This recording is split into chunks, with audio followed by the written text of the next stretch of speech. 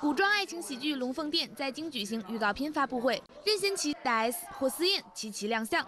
任贤齐在片中饰演功夫与厨艺都很了得的正德皇帝，失意流落民间，被大 S 收留，之后更被对方起了李小龙这样拉风的艺名。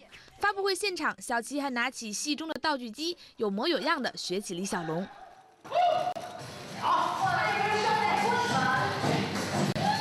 在戏里面，我叫李小龙，所以他要我做一些类似李小龙那些动作，因为他其实不是双节棍，他是2只鸡。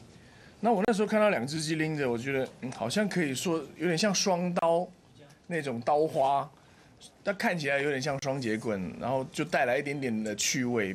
大 S 在戏中扮演疯癫泼辣的李凤姐，作为古代版的野蛮女友，也免不了在戏中对小齐拳脚相加。一场藤条毒打的戏，让两人都印象深刻。打小齐哥，我是真的下不了手，因为小齐哥我们从出道就认识，他一直对我跟我妹妹非常的照顾跟疼爱。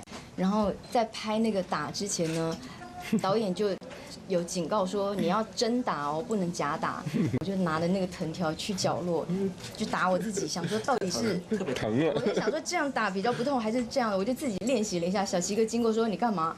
我说我怕打到你痛，我自己先练习一下。小齐哥说不用啊，你就打吧，我哥哥壮啊，不怕。然后就叫我用力打他，然后我就真的用力的打他，但他很好，他没有生我的气。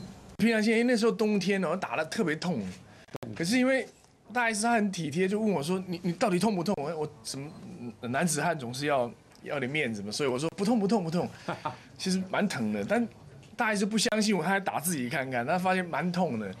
我就说没有问题啊，就拍这个戏，如果戏的需要一些皮肉痛，小事情了。